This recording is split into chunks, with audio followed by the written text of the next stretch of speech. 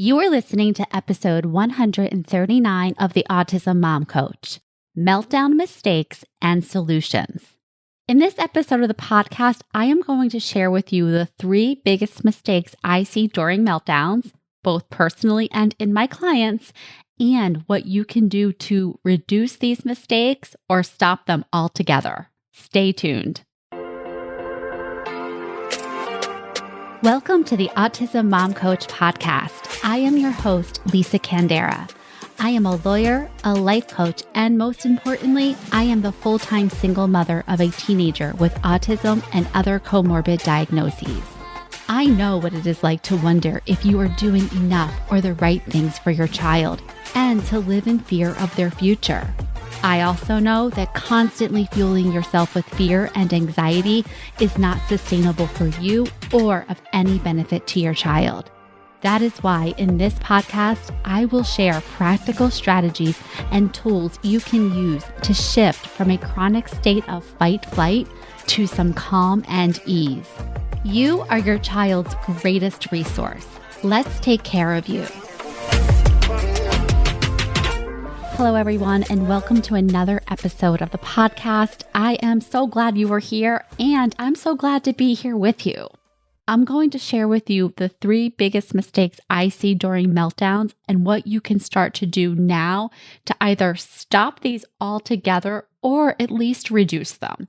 Remember, we're never going for perfect here, like never ever. It's just not possible. But whatever you can do to make this easier on yourself, whatever you can do to stop making it harder on yourself, that's what we want to do. And there's a lot of things that you can do, so that's good news. All right, the number 1 mistake during a meltdown that I see parents making, myself included, is resisting it, right? This should not be happening. Not again. Why me? Whether it's, he should understand that we need to go. I gave him the 3-minute warning. Or I should not have to have a battle royale with my daughter just to get her out of the bathtub. All of these thoughts about the meltdown, about your kid or about yourself, they are creating resistance to the fact that in this moment, your child is melting down.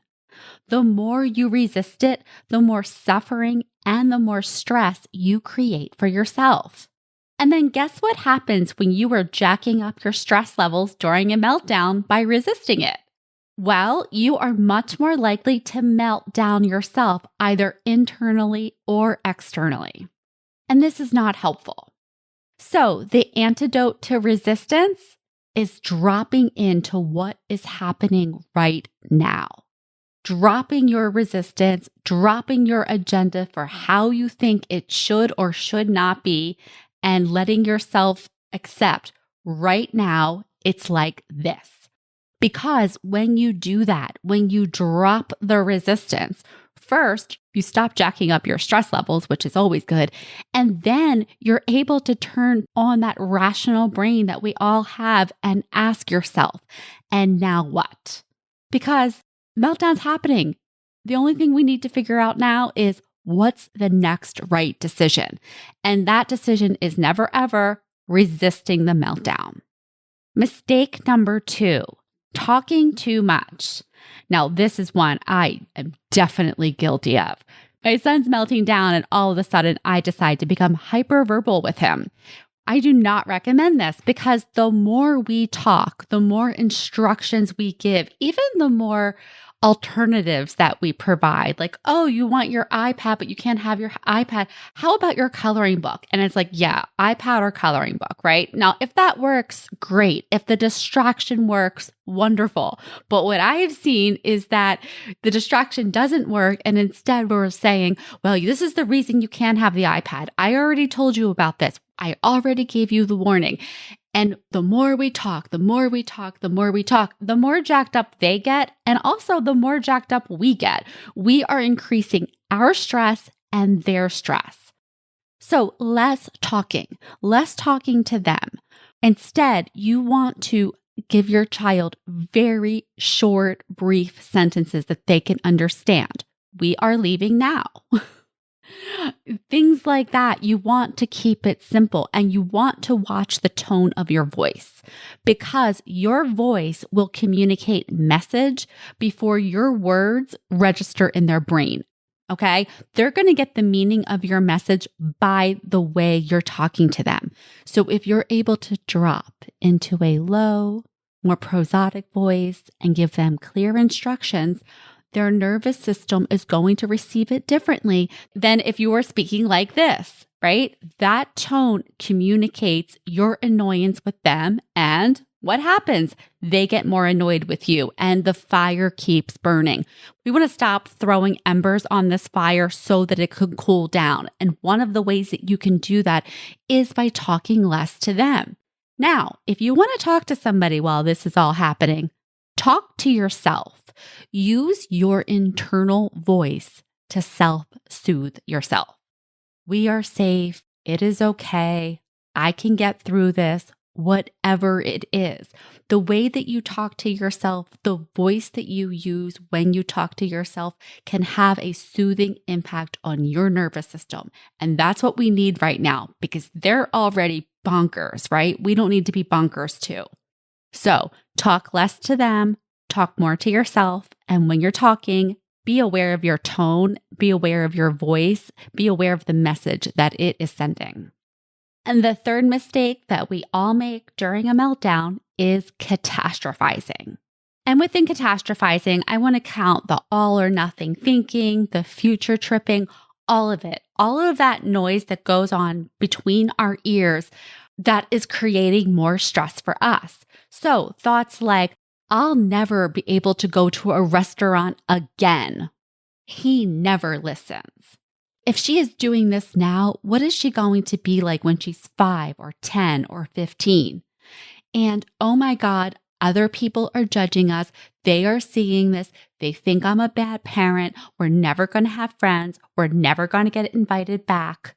All of this. Now, I am not saying that you never think about how to manage your child's behaviors and the impact that those behaviors have out in public or just their general ability to function in society. What I am saying is that right now, in this moment, that is not the time to do it.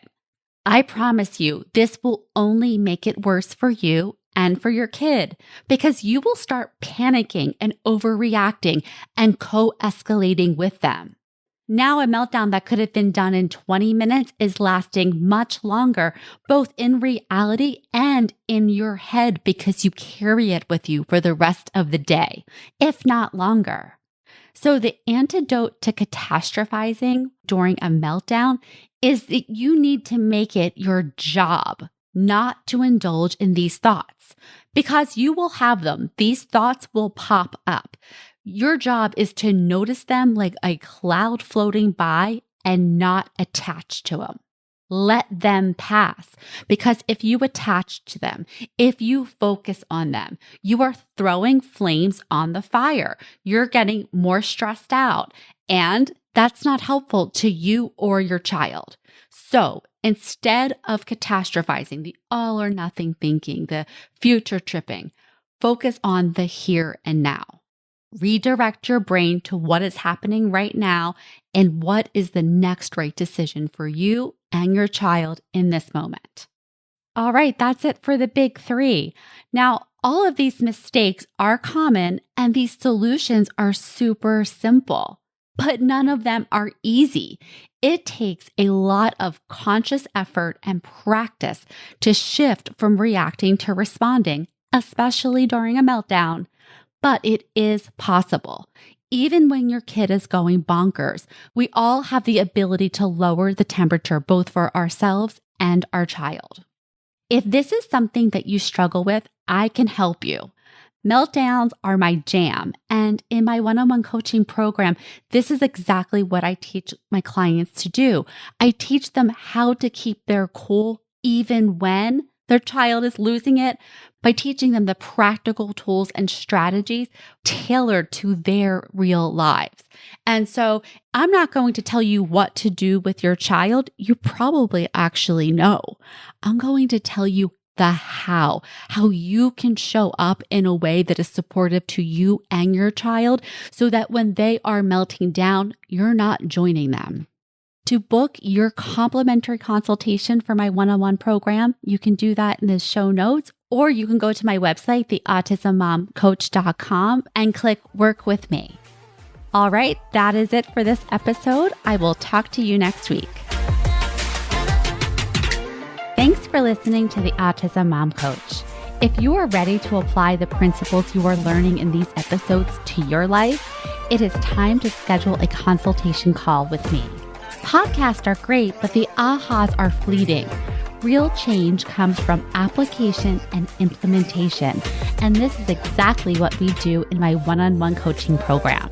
To schedule your consultation, go to my website, theautismmomcoach.com, work with me, and take the first step to taking better care of yourself so that you can show up as the parent you want to be for your child with autism.